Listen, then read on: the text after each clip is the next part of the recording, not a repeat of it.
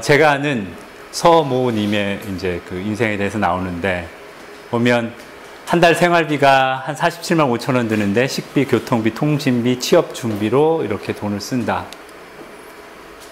등록금은 뭐 평균 한 800만 원 정도 되고, 그걸 월로 계산하면 한 54만 원 정도 한다. 그리고 주거비도 필요한데 주거비 역시 한 30만 원 정도 하고, 그렇다면 대학생으로서 자립할 수가 있겠는가 라고 봤을 때 최저 시급이 4,850원인데 이걸로 한 40시간 일을 하면 70만 원이 채 못 되는 돈을 번다라는 거고, 그리고 또 아까 봤던 삶의 모습 중에 대학을 졸업하고 나면 직장을 구해야 하는데, 구하는 것 자체가 너무나 어렵다고 돼 있어요. 예전에 국가직 9급 공무원이라는 거는 제가 고등학교 졸업할 때만 해도 고졸자들이, 제 친구들이 바로, 그러니까 제가 그 대학 시절에 이미 자기는 9급 공무원 되고 있었다고 그런 얘기를 들은 기억이 나요. 지금 경쟁률이 굉장히 높은 걸 보여주고 있죠. 대기업, 중견기업 역시 마찬가지로, 그러니까 한 명이 들어가려면 90명을 제껴야 되는, 예를 들면 이 회사에서 10명을 뽑습니다 라고 하면 90대 1이라는 거는 90명 중에 한 명이니까 어떻게 되나요?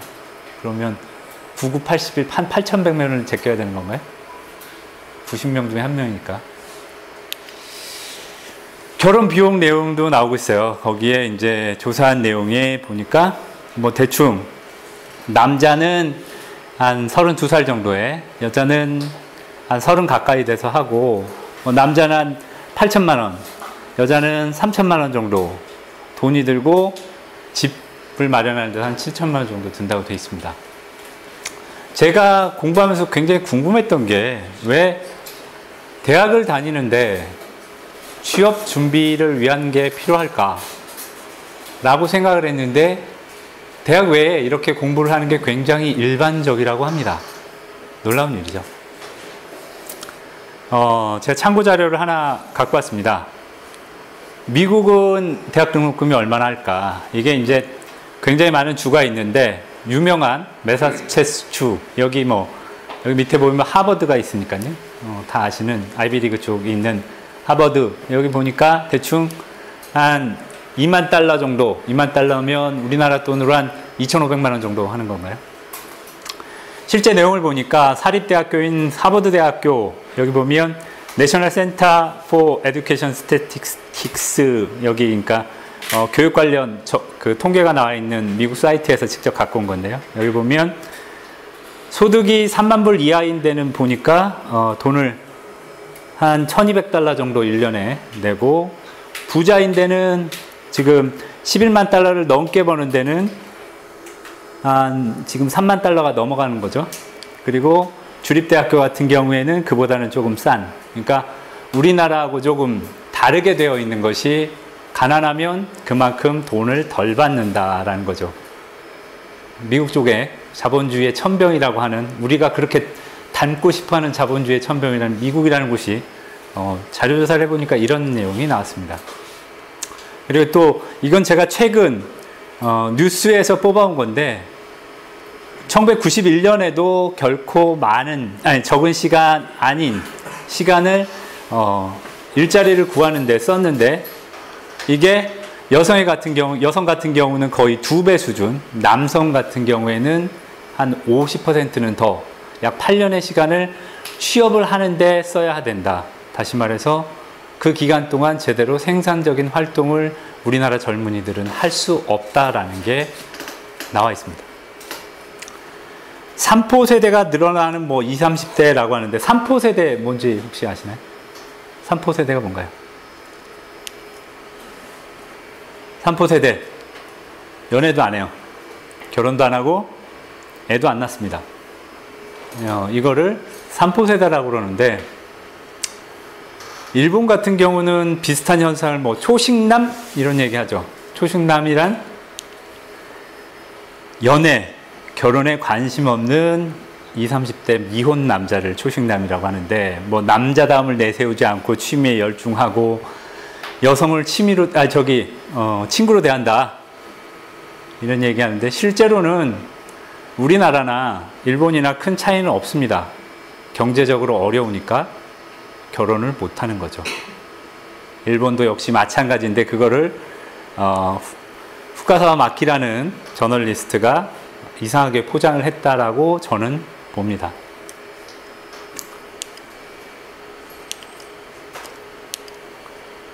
요새 일본에는 이제 초식남 이야기는 쏙 들어가고요.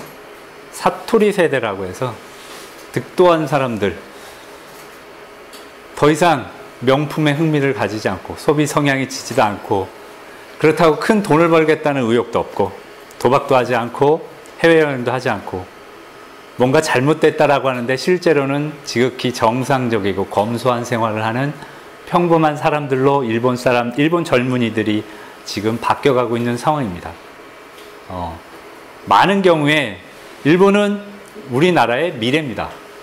우리나라 부동산 거품이 있듯이, 일본이 부동산 거품이 있었듯이 우리나라도 부동산 거품이 있고, 역시 마찬가지로 우리나라도 초식남이 있는 것처럼 이야기가 되고 있는데, 일본이 그나마 낫기 때문에 초식남, 사토리 세대 이런 얘기가 나오는 거고, 우리는 삼포 세대, 한계 가족 이런 이야기로 말이 대변이 되는 거겠죠. 한계 가족에 나와 있는 그 데이터들을 정리한 겁니다. 우리나라 같은 경우에 그렇게 가고 싶어하는 대기업은 지금 이 선 자체가 이 하늘색인데 보이지도 않는 0.1%의 기업이 우리나라에서 대기업입니다. 대부분의 경우 중소기업 아니면 스스로 자신을 고용하는 자영업자들이죠. 그리고 여기 13%라고 되어 있는 쪽이 이제 얼마만큼 많은 사람들이 취업자들이 있느냐라는 건데, 여기엔 대기업만, 여기는 대기업 0.1%인데 대기업이 13%라는 인구를 고용해주면 좋겠는데 그건 아니고요. 이 13%는 공기업, 공공기관, 공무원 다 포함한 거기 때문에 대기업의 대한민국에 대한 기여는 그 취업자 기준으로 봤을 때는 크게 높지는 않다라고 볼 수가 있겠죠. 우리나라 같은 경우에는 매년 대졸이사 학력자가 60만 명이 배출이 되고, 그 중에 8만 명 정도가 공기업, 공공기관, 공무원, 대기업 등에서 받아들일 수 있고, 나머지 52만 명은 놀거나 직접 일자리를 만들거나 아니면 중소기업에 들어가거나 해야 되겠죠. 한계가족이란 말로 굉장히 표현이 되어 있습니다만, 그 이전에 이미 자립을 해서 연애, 결혼, 출산을 위한 경제적인 여유를 갖기가 대한민국에선 굉장히 어렵다라는 겁니다. 그런 얘기들 하죠. 일자리가 없으면 도전을 해라. 그러면 창업자금 어디서 나오나요? 창업자금 그 지원해주는 뭐 여러 가지 제도가 있으면 좋겠는데 그렇지는 않고요. 창업을 만약 했다라고 하면 공정한 경쟁은 가능한가? 중소기업 자영업자가 대기업하고 맞붙어서 싸워야 돼요. 말도 안 되는 그 싸움을 해서 알아서 이겨라 라는 게 이제 대한민국의 사회고요. 현재 대단히 안타깝습니다만 공부는 정말 학문적 성취를 위해서 해야 되는데, 취업을 위한 다른 같은 사람보다 더 낫다라고 자기를 증명하는 하나의 요소일 뿐이 되었죠. 지금 이제 또 이제 데이터를 갖고 왔는데요. 이 같은 경우에는 그 웨딩 관련 어떤 웹사이트 그 사업체에서 나온 데이터입니다. 총 비용이 얼마나 드느냐, 1억 미만, 3억 이상 뭐 이렇게 돼 있는데, 여기에서는 우리가 알고 있는 한계가족 수준이 아니라 정말 이제 제대로 결혼을 할 수 있는 사람을 대상으로 조사를 했기 때문에 전체적인 비용이 이만큼 높게 책정되어 있다라고 봅니다. 자, 중요한 것 중에 하나는 부모님의 지원을 상당 부분 받았다라는 게, 여기 조금 받았다, 상당 부분 받았다, 합한 게 굉장히 많은 부분을 차지하고 있다는 것이죠. 여기 보면 1억 원 미만은 얼마 되지 않죠. 다시 말해서 1억 원 미만인 사람은 쉽게 결혼도 못한다 라고 말할 수도 있죠. 실제 우리 결혼 비용은 한 7천만 원 정도라고 아까 조사에 나왔지만, 사회적인 분위기 상에서는 그 정도 돈 가지고서는 결혼을 하지 말아라 라는 어떤 분위기가 조성되어 있다고 볼 수도 있겠습니다. 참고로 이제 실제 한국결혼문화연구소에서 조사한 평균 금액은 집 같은 경우 한 1억 4천만 원 정도가 들고요. 나머지 부분이야 뭐 이거는 실제로 얼마든지 줄이려면 줄일 수 있는 부분이니까 넘어가도록 하겠습니다. 또 하나의 한계가족에 나오는 그 제목을 갖고 또 하나를 해봤습니다. 이미 3포 세대가 아니라 결혼을 한 사람들은 어떨까? 이 사람들이 처한 개인적 현실은 뭐냐? 집 문제 때문에 굉장히 고민을 많이 하죠. 대출을 받아서 전세를 살던 아니면 집을 샀던 그 대출 받은 돈을 갚기 위해서 고민을 하고, 만약에 대출이 아니라고 하더라도 그만큼의 월세 비용이 나가고 있는 상황이고, 어찌됐건 지금 일을 계속 하고 있긴 한데 대부분의 사람들이 중소기업에 고용이 되어 있기 때문에 중소기업이 언제 무너질지 모른다. 지금 전 세계적으로 있는 경기 불황, 우리나라도 경기 침체, 이런 상황이라고 그러면 매일매일 살고는 있지만 미래가 불투명한 상태죠. 거기다가 애까지 있으면 이 아이를 그러니까 30, 40대라고 그러면 우리나라 같은 경우는 이미 장성한 중고등학생이 아니고 초등학생 이하, 유치원생, 그보다 더 어린 아이들을 키워야 되는데 굉장히 많은 도움이 필요한 아이들이죠. 어머니의 손길이 필요하고 어른의 손길이 필요한데 돈을 벌어야 해서 제대로 아이에게 신경을 못 쓰고 있는 상황입니다. 사회적으로는 문제가 다들 힘들다는데 여전히 집값은 비싸고, 집을 안 사더라도 주거비가 너무나 비싸죠. 아이를 키우고 싶어서 낳고 난 다음에 어디다가 돈이 많이 있어야 되니까 둘 다 부부가 일을 나가야 되는데 양육시설은 부족해요. 결국 해결책은 돈입니다. 돈이 있으면 되는데 돈이 부족하고, 해결책은 아는데 해결책이 없기 때문에 고민, 돈에 갇혀서 살아갑니다.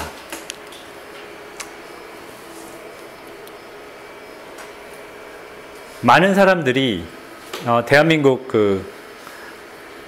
있었던 외환위기 이후에 이런 생각들을 갖게 되었습니다. 돈보다 집이 제가 저기를 거꾸로 했네요. 집이 돈보다 더 무거운 거였는데 제가 이거를 잘못 찾아왔네. 아무 생각 없이 이렇게 했네요. 이 부분은 좀 이해를 해주시고, 대출 이자는 떨어질 것이고 부동산 가치는 계속 올라갈 거다. 집은 아주 좋은 투자 수단이다 라고 2001년 이후에 계속 생각했습니다. 실제로는 이 사진 하나가 하우스퍼를 확실하게 주는 사진이라고 생각합니다. 40, 50대 가장, 한계가족, 원인, 그럭저럭 잘 살았는데 문제는 집에다가 묶여버렸다라는 거죠. 이제 대출이자는 오히려 올라가고 부동산 가치는 떨어지고요. 원리금 상환을 해야 되는 시기가 오죠. 아까 대기업이나 공무원, 공공기관에서 많은 사람들을 고용하지 못한다고 말씀을 드렸습니다. 결국에는 할 수 있는 돈 버는 일이 자영업이었어요. 우리나라 같은 경우에 외환위기에 굉장히 많은 사람들을 잘랐어요. 한마디로. 정리해고가 쉽게 일어났고 노동시장 유연성을 강화해야 된다라고 정치권에서, 기업에서, 실제 현실에서 계속해서 일어났습니다. 그래서 잘리고 나니까 직접 가게를 차려서 돈을 벌기 시작했어요. 여기까지는 문제가 아니죠. 근데 원래부터 나는 창업을 해야겠어, 이런 사람들이었으면 문제가 아닐 텐데, 그게 정상적인 사회겠죠. 나는 회사에서 일하는 게 맞지 않아, 나는 남의 사람 밑에서 일하는 타입이 아니야, 이런 사람들이 자영업을 하고 있었고 그 사람들이 계속 유지가 됐으면 큰 문제가 아닐 겁니다. 그런데 정리해고 때문에 어쩔 수 없이 자영업으로 몰린 사람들이 많다 보니까 똑같은 일을 하는 사람들이 너무 많아졌어요. 동네 커피숍, 동네 미장원, 동네 닭집 너무 많죠. 해서 그래도 살아남으려면 출혈 경쟁을 하고 하다 보니까 결국엔 수익성이 악화되고, 그래서 결국에 김광석 경제연구소에서는 기업이 안정적인 일자리를 제공하는 것이 대안이라고 얘기를 하는데, 현실적으로는 대기업이 골목 상권까지 장악을 하고 굳이 좋은 일자리라고 볼 수는 없는 그 장악한 상권에서 일시키는 걸로 사람들을 고용하고 있습니다. 노후가 무너지는 60대라는 제목으로 또 한 장이 되어 있는데요. 이 55세에서 79세까지의 어떤 취업자의 분포를 보면, 여기 보면 굉장히 놀라운 일인데 취업자가 더 많죠. 550만 명 정도가 지금 취업이 되어 있는 상태입니다. 그리고 나이 드신 분들은 여러 가지 연금 혜택을 받게 되는데요. 연금 혜택을 받는 사람은 한 45.8%고 481만 명 정도 된다. 연금 수령액은 뭐 여기 보면 10만 원 미만부터 100만 원 이상 이런 정도 있는데, 취업자가 많은 거에 굉장히 놀랐습니다만 현실적으로 그 취업자들은 대부분 어디에 고용된 것이 아니고 스스로가 스스로를 고용하는 자영업자들이라는 것이고, 이 연금 수령자의 평균 연금 수령액은 38만 원 정도다라는 거고, 월 연금 수령액 100만 원 이상은 대부분 공무원을 하시던 분들이 받는 연금이 그 정도였다라는 겁니다. 그리고 이 분들의 가장 위험 요소가 될 수 있는 부분은 자산의 대부분이 부동산으로 되어 있다는 것이죠. 다시 말해서 그대로 그 값 자체가 유지가 안 되는 변동이 심한 자산을 갖고 있다는 게 문제입니다. 참고로 이제 최저 생계비 부분을 이렇게 우리나라 통계청에서 나온 것들을 했는데, 평균 연금 수령액이 월 1인당 38만 원이라고 했는데, 여기 보면 2012년에 한 사람이 필요한 돈이 55만 3천 원인데 지금 평균적으로 받는 돈은 38만 원이에요. 네, 많이 모자라다는 얘기죠.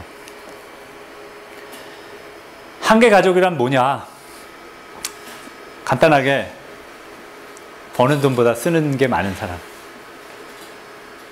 여기서 그 책에서 저술되어 있는 거는 월 소득보다 월 지출이 더 많은 그런 가구를 한계 가구라고 했고요. 제가 여기에 참조하는 걸로 자산에서 지출을 뺀 게 0 이하인 사람도 얘기했는데, 이거 같은 경우는 이런 부분을 생각할 수 있겠죠.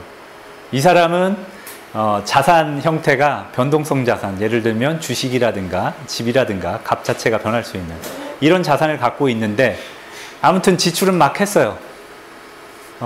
주식 팔아서 그거 하면 되지. 근데 주식 값 자체가 떨어져 버리면 이게 플러스가 될 수도 마이너스가 될 수도 있죠. 근데 자신이 갖고 있는 자산 자체 평가를 잘못하고 있다라고 하면, 자기 집이 현재 시장 가치가 3억인데 이 집의 가치는 10억이야 라고 생각을 하면서 지출을 했다라고 하면 자신은 플러스라고 생각을 하지만 현실은 자신은 마이너스 상태에 있는 사람도 존재한다 라고 생각을 해서 제가 참조 부분으로 적어놨습니다. 지금 한계가족이라는 서적에서 한계가족 위험에 있는 가구 수가 한 480만 정도 추산한다 라고 되어 있고, 그거에 더해서 한 790만 명 정도는 경제적으로 한계가족이 아니라고 하더라도 매우 취약한 상태다 라고 되어 있습니다. 우리나라에서 2인 이상 가구가 되어 있는 것 중에 여기 보면 한계가족, 그러니까 소득보다 지출이 더 많은 가족 비율이 한 한 23.5% 정도 되는 5명 중에 1명은, 5가구 중에 1가구는 한계 가족에 속한 가구이고, 인구 비율로 따지면 한 18% 정도, 906만 명 정도는 하여튼 벌어들이는 것보다 나가는 돈이 더 많은 그런 사람들이죠. 한계 가족이 뭐 세부적으로 이렇게 또 구간을 나눠서 통계청 자료를 기준으로 분류한 것들이 나오는데요. 207만 원 이하를 버는 사람들은 뭐 당연히 얼마 벌지 못하기 때문에 이분들이 가장 취약하고, 평균 수지가 마이너스 20만 원 정도, 그리고 인구의 7% 정도는 한계 가족에 속하는 그 사람들 중에, 아까 말했던 한 18% 중에, 그 중에 또 7%는 100명 중에 한 7명 중은 정말 도와주지 않으면 살기 힘든 분들이 많다라는 거죠. 그리고 여기 또 하나 나와 있는 것 중에 하나는, 돈을 많이 벌어도 각 단계 뭐 200만 원대, 300만 원대, 400만 원대, 500만 원 이상을 버는 사람들을 기준으로도 이렇게 적자인 사람들이 있다. 이분들은 어찌됐건 사업을 했던, 아니면 빚을 내서 무언가를 했던, 아무튼 제대로 나가는 돈이 훨씬 많은, 돈을 많이 벌더라도 그만큼 또 지출이 많은 사람들이 있다. 또 하나는 이제 이 한계 가족에서 지적하는 것 중에 하나는, 초고소득을 갖고 있는 분들의 통계는 제대로 잡히지 않았을 것이다 라고 추정하는 거죠. 제대로 답을 했겠느냐, 이런 정도인데, 아무튼 핵심적인 거는 돈을 많이 벌어도 그 분들이 빚이 있건, 아무튼 뭔가 손해를 받건, 굉장히 지출 부분에서 많아서 위험한 사람들이 많이 있다. 그래서 돈 지금 많이 번다, 주위에서 많이 번다, 이 사람 연봉이 얼마야, 굉장히 높아, 7천만 원이야, 8천만 원이야, 이 분들도 위험한 분들이 존재한다 라는 겁니다. 이게 우리 포럼 쪽에 계신 분들하고 다르게 사회의 인식일 겁니다. 가난의 원인이 뭘까? 20대하고 대졸 이상은 10명 중에 6, 7명은 사회가 문제가 있다 라고 봤는데, 60대 이상 또 중졸 이하인 분들은 내가 잘못해서지, 내가 문제지, 이런 식으로 생각한다는 거죠. 어떤 쪽이 맞다, 가치 판단은 제가 쉽게 하지 않겠습니다만, 분명히 사회 구조 탓이라고 생각을 한다라고 하면 개인의 문제가 아니라 우리 모두의 문제로 생각하고 사회 구조를 바꾸는데 노력을 분명히 할 거다, 해야겠다라는 인식을 갖는다라는 차이는 있겠죠. 자, 투기라는 게 뭔가 라는 거를 제가 이제 백과사전 이런 데서 찾아봤습니다. 투기가 뭐냐?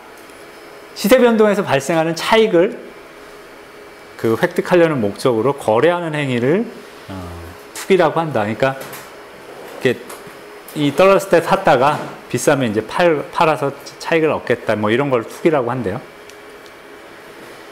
투자는 뭐냐? 일정 기간 뭐 생산 활동 결과로 굉장히 사전적인 의미이기 때문에 어찌됐건 수익을 위해서 자금 지출을 하는 거를 투자라고 한다.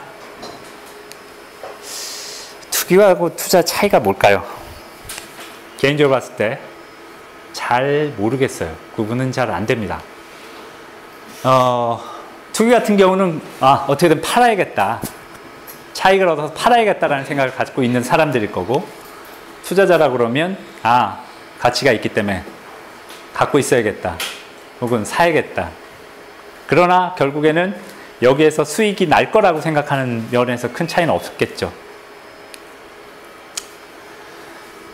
투기하고 투자의 차이는 제가 잘 모르겠어요. 근데 저축하고 투자의 차이는 말씀드릴 수 있을 것 같아요. 투자, 어찌됐건 투자에는 저축보단 고수익이 있을 거고 고위험이 있을 겁니다.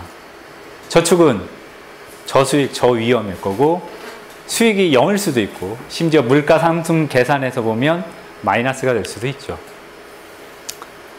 저축은 돈을 묶어두는 거죠. 못 나가게. 투자는 이익, 손해 사이에서 위험을 무릅쓰고 이익이 될 수 있도록 하는 것을 투자라고 합니다. 경제 활동을 하는 세 가지 주체가 있습니다. 정부가 있고 기업이 있고 가게가 있는데, 여기에서는 가게와 기업만을 얘기했습니다. 가게의 기본적인 활동은 저축을 하고 소비를 하고 노동력을 제공하는 이런 활동을 하고요. 기업은 투자를 하고 생산을 하고 상품이나 서비스를 제공하죠. 그런데 한국 외환 이후에 매우 이상한 일이 일어납니다. 가게는 투자를 해요. 투자는 좀 전에 말씀드렸던 대로 위험이 있죠. 공격적으로 투자를 하고, 기업은 저축을 해요. 굉장히 보수적이고 위험을 회피하려고 해요. 가게 같은 경우는 외환위기 이후에 우리나라에서 저축 외에 또 대출을 받아다가 집을 사고 땅을 사고 아파트를 샀어요.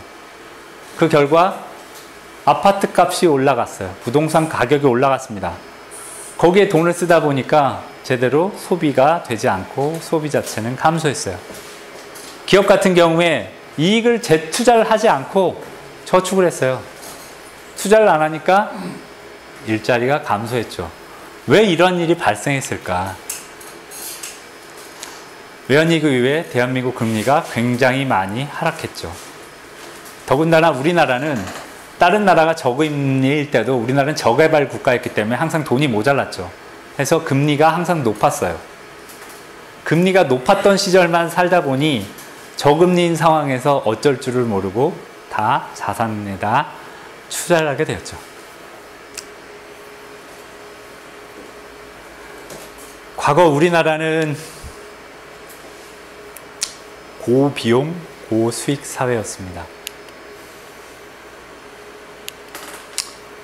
투자를 하는 대상은 교육에 투자했어요. 대학을 보내면 된다. 부동산에 투자했어요. 아파트가 됐건 땅이 됐건.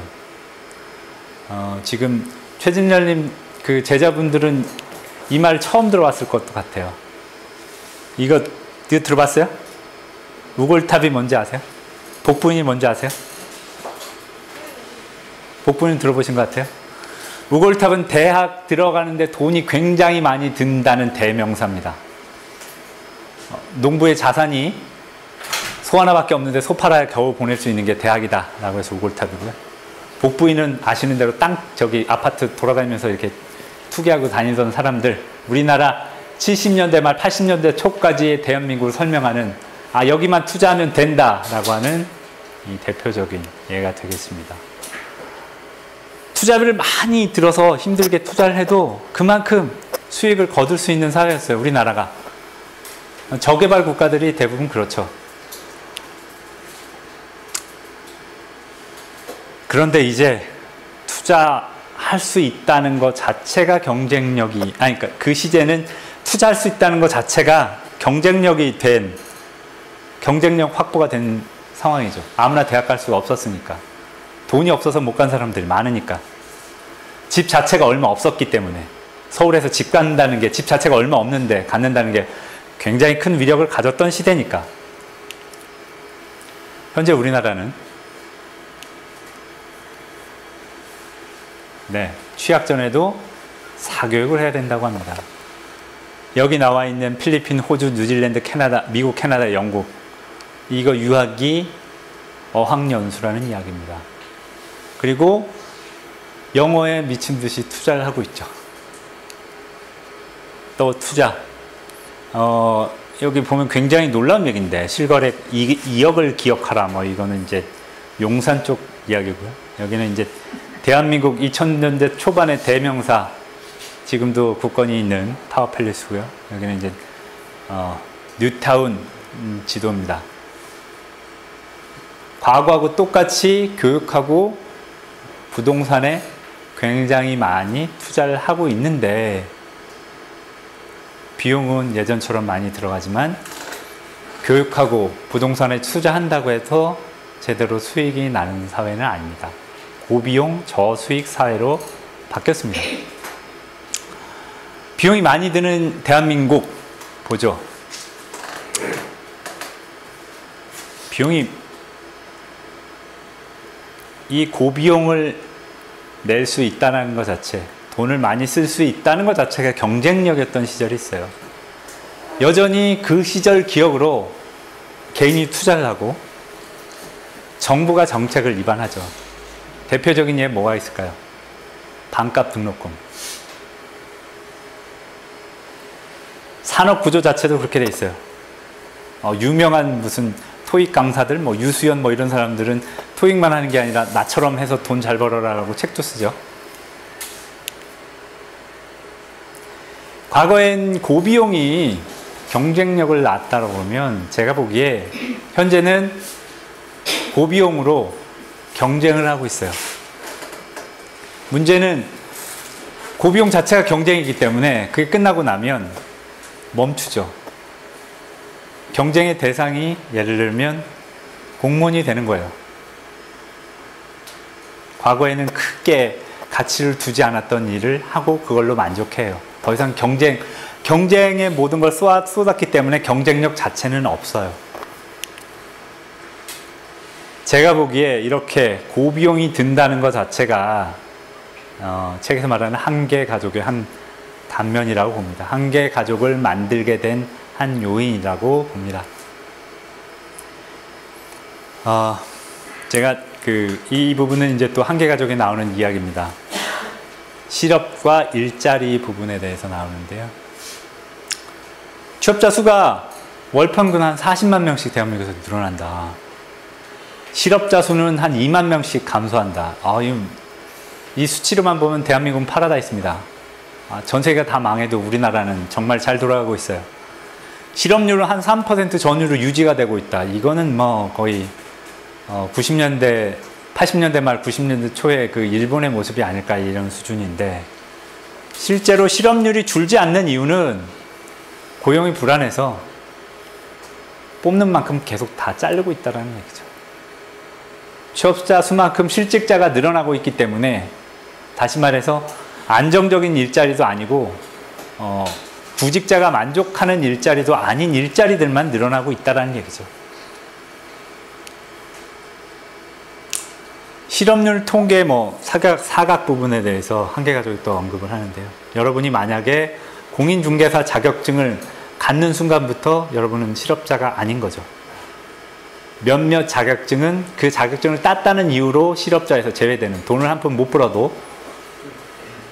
그리고 우리나라 같은 경우에는, 특히 대한민국 남성 같은 경우에는 군인으로 자연스럽게 몇십만 명이 실업자군에서 빠지는 요소가 있죠.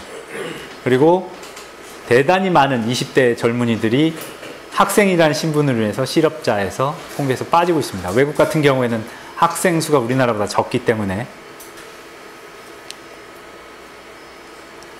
또 하나, 지금 일자리 부분에 있어서 일자리 창출하고 있는데, 현실적으로는 취업하는 사람들이 굉장히 나이가 많다.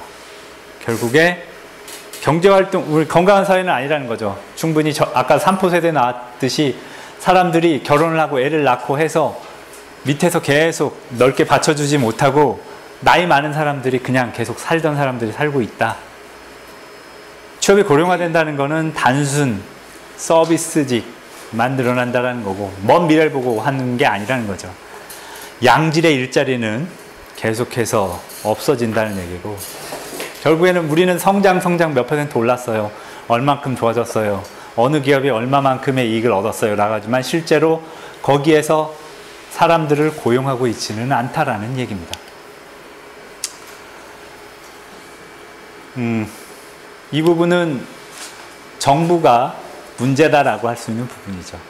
채소값 폭등, 흔히 겪는 일인데, 그 과거에서부터 고깃값도 등락이 있고, 어패류도 등락이 있고 이런 일이 있었는데, 굳이 채소값 폭등에 대해서 얘기하는 거는 그 옛날이 지금이 아니라는 거고, 21세기고, 충분히 이러이러한 시스템을 갖추면 그런 일은 일어나지 않을 거다라고 생각하기 때문이죠. 결국에는 충분히 사전에 경고하라든가 예측 능력이 없기 때문에 폭등하고 있다. 경작지가 감소했다. 감소의 이유는 4대강 때문이다. 왜 4대강 때문이야? 말도 안 되는 소리 하지 마라. 그렇다면 어째서 과일은 안 줄었느냐? 과일은 어떻게 잘 나느냐? 4대강 옆에 과수는 없지 않느냐? 뭐 이런 유의 이야기. 우리나라 또 문제가 되는 건 기름값, 그 석유를 외부에 전적으로 다 수입해 오는데 그 고환율 정책을 쓰기 때문에 기름을 비싸게 사오고 있죠. 그리고 정유사에서 SK니 뭐 S오일이니 이런 데서 마진폭을 높였다는 얘기고 거기에 또 세금을 많이 붙였다는 얘기고 근데 실제로 우리가 욕을 하고 싶은 너는 왜 이렇게 비싸게 받느냐라고 하는 길거리에 있는 대리점에서는 오히려 판매 마진이 줄었다. 결국에 다른 쪽에서 그 분들이 아니라 채 밑에 있는 분들이 아니라 이익을 갖고 나가는 사람들은 다른 분들이다라는 얘기고요. 현실적으로 정유사 어떤 감시가 필요하지 않느냐라는 게 이제 관계 가족에서 얘기하는 결론이고요. 왜냐? 석유는 산업 그리고 생활의 기본적인 원동력이 되는 물자이기 때문입니다. 그리고 우리나라 문제는 이제 일본하고 마찬가지로 식량 자급소가 많이 떨어진다라는 부분이고요. 거기에 또 기업들이 식료품 가격에 대한 담합이 있다. 그러니까 사실 생계를 위협하는 물가에서 지적하는 그 장에서 그 한계가족이 지적하는 부분은 정부가 많은 부분 해결할 수 있다라는 걸 지적을 하고 있습니다. 기본적으로 물가 폭등의 기본이 됐던 거는 고환율 정책이다. 거시 정책에 문제가 있었다. 결국에는 우리나라는 외국에서 많은 것들을 사와야 되는데 그 결제 수단으로 외화가 필요하다 하는데 고환율 정책을 쓰다 보니까 국민은 그거를 더 원래 정상적인 시장 가격보다 비싸게 사고 수출 기업 같은 경우에는 판 값 자체가 달러 값이 비싸기 때문에 값을 들여오면 실제 값보다 더 비싼 값으로 쳐주게 되고 다시 말해 국민의 돈을 수출 기업에 옮기는 효과가 있다라는 겁니다. 가계부채 문제 2011년 기준으로 봤을 때 저금한 것보다 빌린 게 더 많습니다. 다른 나라하고 또 비교한 내용이 있는데요. 여기 보면 대한민국 같은 경우에는 가처분 소득이니까 쓸 수 있는 돈하고 빌린 돈하고 구분을 해볼 때 여기 보면 그 스페인, 일본, 미국보다 가장 높은 그러니까 지금 스페인 위험하다라고 하는데 스페인보다 한 1.5배는 더 위험한 상태다라는 거고요. 여기 보시면 대출 이자는 61조, 저축 이자는 30조 해서 31조 정도 돈을 은행기관에다가 줘야 되는 상황인 거죠. 이유는 뭘까? 사람들이 빚내서 부동산을 샀다는 얘기죠. 근데 지금 문제는 미분양 물량을 계속해서 증가하고 있고 사람들이 애를 안 낳기 때문에 가구의 구성원 수는 점점 줄어들고 있죠. 거기다가 세종시 문제도 있고 전체적으로 인구가 수도권 밖으로 나가는 움직임이 있다라는 거. 기본적으로 부동산 가격은 오를 수도 있고 내릴 수도 있죠. 하지만 부채는 이자라는 것 때문에 계속 올라가는 거죠. 부동산 가격이 만약에 하락되면 깡통주택 처분 후에도 빚이 남을 수 있죠. 뭐 하우스 푸어라는 이 용어에 딱 맞는 상황이 올 수 있습니다. 분배 부분을 얘기할 때 대한민국에서 이런 얘기가 많죠. 대기업이 잘 돼야 나라 잘 된다. 대기업이 살아야지 그 밑에 중소기업이 잘 돼. 대기업이 잘 돼야 일자리도 늘어나. 근데 아까 보신 것 중에 대기업이 이렇게 고용을 많이 하진 않아요. 분배보다 성장이 우선이다. 항상 듣는 말이죠. 파이를 키워야지 나눠 먹을 목도 커진다. 낙수 효과라는 게 있다. 위에서 툭툭 떨어진다. 이건 우리나라 거에서 따온 게 아니라 외국 건데 외국도 마찬가지라는 얘기입니다. 얘 많이 줬더니 이렇게 밑에서 많이 떨어져서 먹고 있어요. 또 이런 그림도 있어요. 이만큼 원조를 해주면 원문조를 해주면 결국에는 굶어 죽는 사람한테 가는 거는 이 정도 간다. 이거 뭐 결국엔 낙수 효과 주장을 하지만 실제로는 중산층의 몰락을 가져올 수 있는 정책이다라고 보는 거죠. 이런 사회가 있다고 봅시다. 매출이 있어요. 무슨 산업을 해서 매출이 났는데 그 중에 기업 이윤은 한 40을 갖고 가고 노동 부분에 한 60을 갖고 가요. 근데 파이를 키워보자. 해서 파이를 키우면 60을 하던 걸 120을 갖고 갔으니까 이제 되겠다. 이런 식으로 기대를 하죠. 현실적으로는 이쪽에 가깝다는 거죠. 파이가 커진 그 기여도를 사람들의 노동력보다는 자본의 힘이다라고 하면서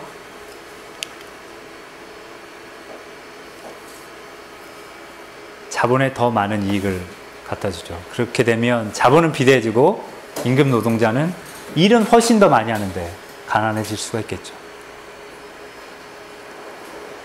이런 어떤 시장 가격 결정에 정치 논리가 개입되어 있습니다.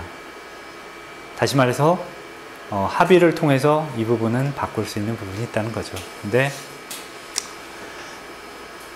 어찌됐건 노동력 수요는 뭐 줄어들었으니까 자본에 많이 준다. 이게 맞다.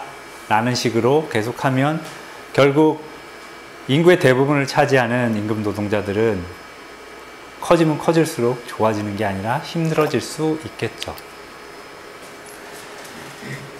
이게 김광석 경제연구소에서 나온 자료를 스캔한 겁니다. 우리가 알고 있는 대표적인 어떤 기업의 두 가지 형태가 있죠. 미국형의 기업, 일본형 기업. 일본은 종신교용제. 계속해서 한번 뽑기만 하면 계속 쓰는 거죠. 죽을 때까지 뭐 큰일 없으면 계속 쓰는 거죠. 그리고 일을 엄청나게 많이 하던 적게 하던 계속해서 그 기업에서 일을 했다라는 이유로 시간이 지나면 지날수록 돈을 더 많이 주고, 근데 미국 같은 경우는 뭐 아무 때나 자르고 아무 때나 뽑고 돈도 잘하는 사람 더 많이 주고 이런 구조라는 거죠. 그래서 여기 보면 미국은 단기 노동시장, 일본은 장기 노동시장 뭐 이렇게 돼 있었고, 여기 보면 이제 장점이 뭐냐? 회사가 어려울 때 사람을 못 잘라서 고생일 일은 없다.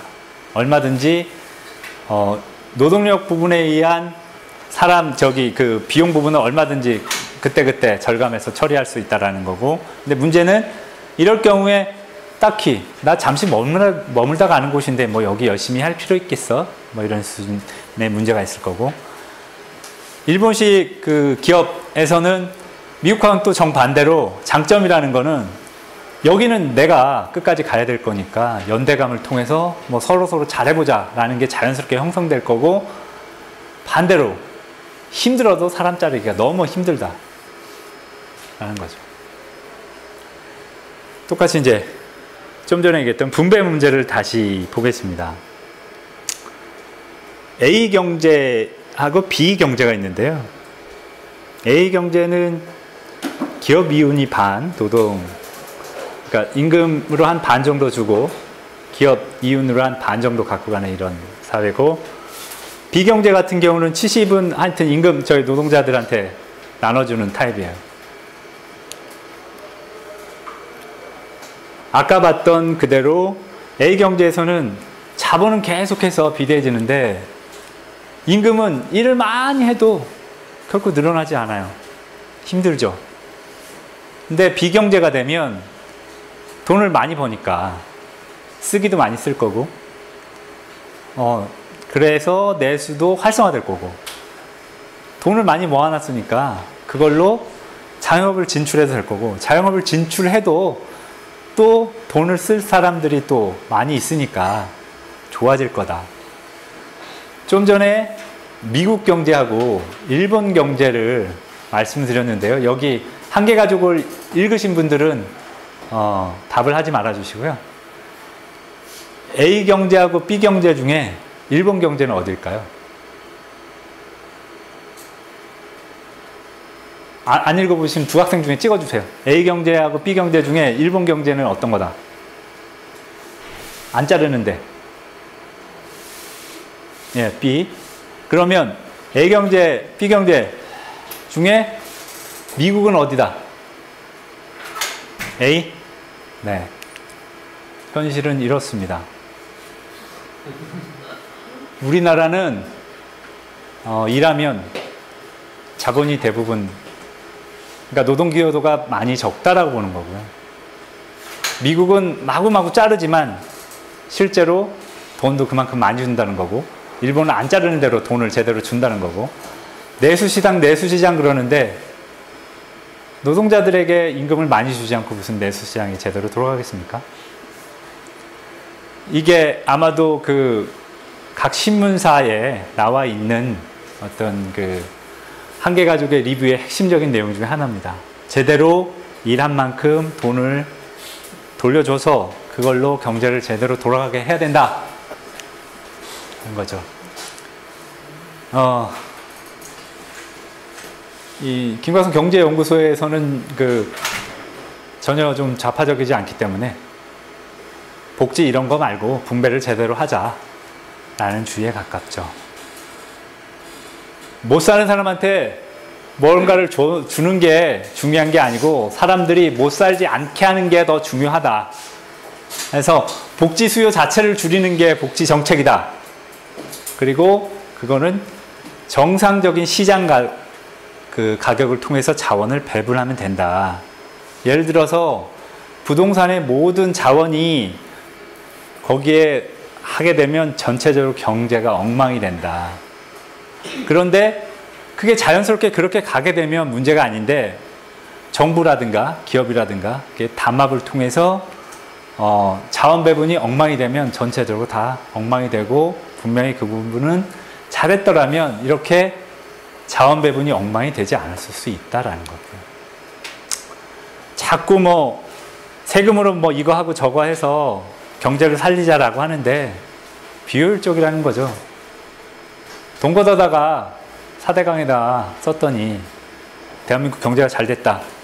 잘 됐다라고 그거 하는 분들은, 지난 정권 분들은 말을 하고 싶겠지만 현실적으로는 민간 기업이 이런저런 일자리를 만들어서 경제가 돌아가야 되는데 실제로는 정부가 세금을 투입해서 이미 필요 없는 거에 더 만들고 있는 상황이기 때문에 오히려 중요한 것은 정상적인 시장을 만드는 것이다 라는 거고요. 이제 복지와 조세 유형이라고 되어 있는데, 복지가 제대로 되려고 그러면 세금도 많고 복지 혜택이 많고 이러면 제대로 되겠죠. 돈 많이 버는 사람한테 막 수십억씩 수백억씩 바로바로 다 걷어가고 그걸로 복지하면 되겠죠. 아니면 가난한 사람들이 다 없어요. 얼마 걷지도 않고 그런 사람들이 점점 적어지면 되는 거죠.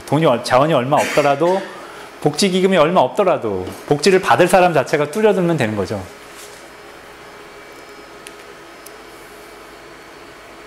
기본은 국민이 자력으로 일을 하면 제대로 살 수 있다라는 거를 되는 사회를 만드는 게 목표가 되겠죠.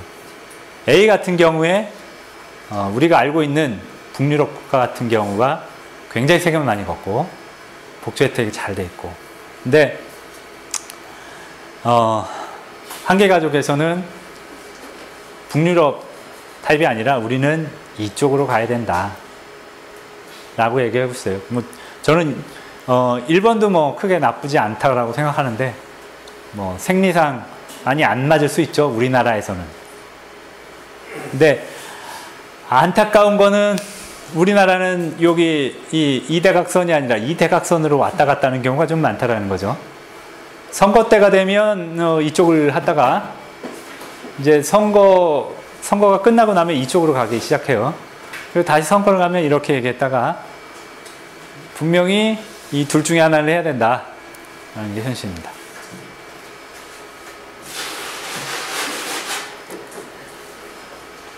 유명한 사람이죠. 왼쪽 분, 저 왼쪽 분 성함, 예.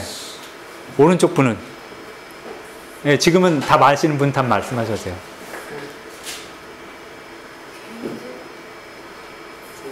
네? 네네네. 왼쪽 분은 칼 마르크스고, 오른쪽은 헨리 포드입니다. 우리가 알고 있는 자동차 포드사, 예, 그 포드입니다. 제가 첫 화면에 왜 포드를 놨냐라고 하면, 포드가 20세기 초에 노동시간은 1시간 줄이고요. 임금은 약 2배 정도 올려버렸어요.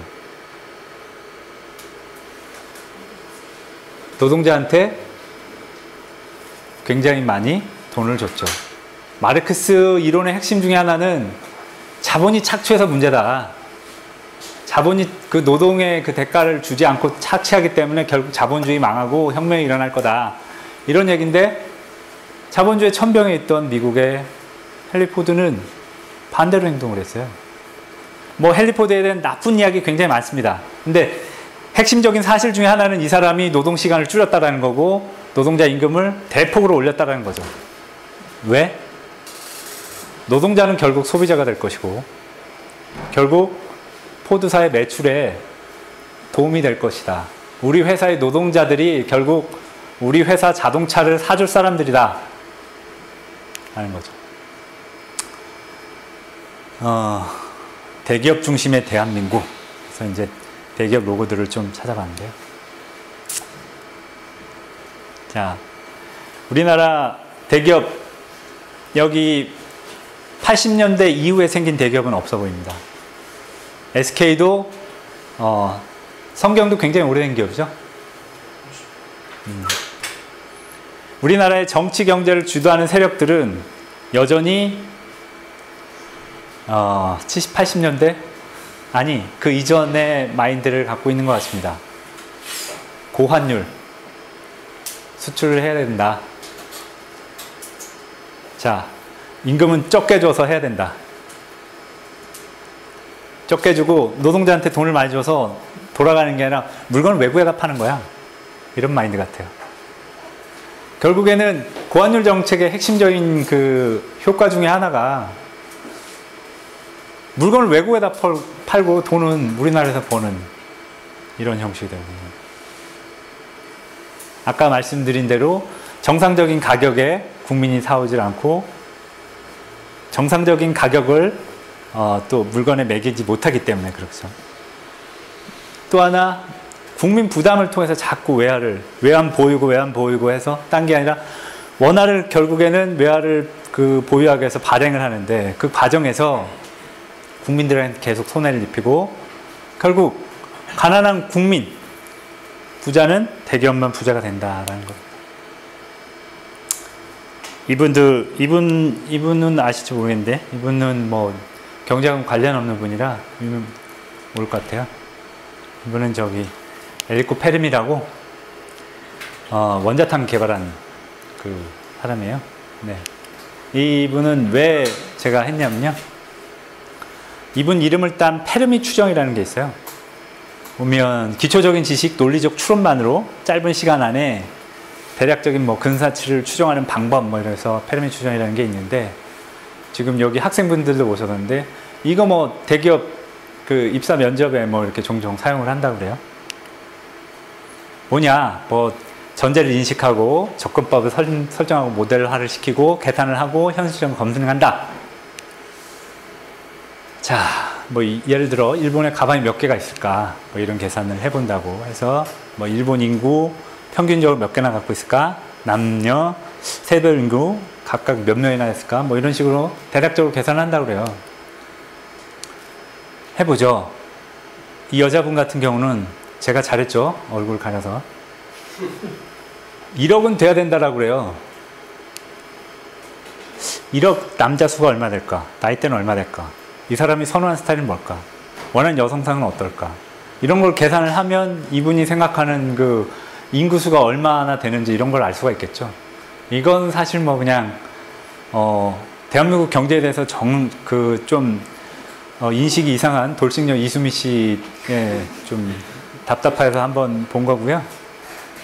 아까 나왔던 숫자 1015-740은 최저임금 4,860원을 기준으로 한 달 급여라고 계산된 것입니다. 나는 왜 이게 290시간인지 모르겠어요. 대충 그 22일, 23일 곱하기가 안 되는데 하여튼 계산식이 이렇게 된다니까. 이건 뭐 저는 저같이 의심이 많은 사람은 이거 억지로 100만 원 넘게 만들려고 이렇게 한 거 아닌가 이런 단순한 생각도 하는데 그건 아니고. 근데 뭐 그것도 실제로 세금을 떼기 때문에 실수령액은 95만 원이다. 96만 원 정도 한다. 이게 우리가 알 수 있는 대한민국의 페르미 추정을 할 수 있는 기초적인 수치 중에 하나입니다.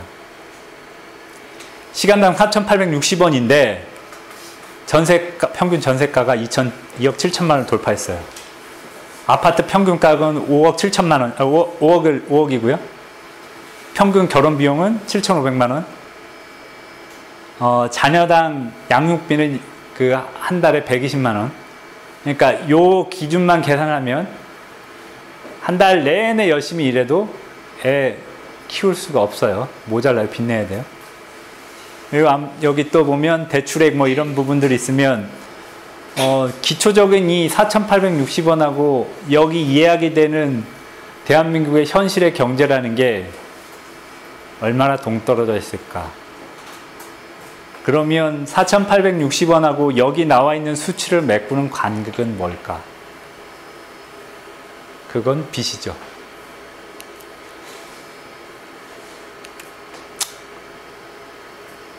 정부하고 부동산 상승론자는 이렇게 생각하는 것 같아요.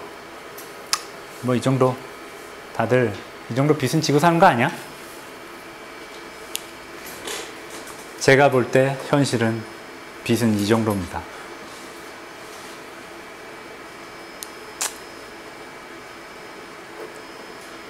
빚으로부터 해방되지 않으면, 그리고 어찌됐건 이 빚 문제를 해결하지 않으면 많이 힘들지 않을까라는 게 이제 제가 한계 가족을 보면서 생각했던 거고요.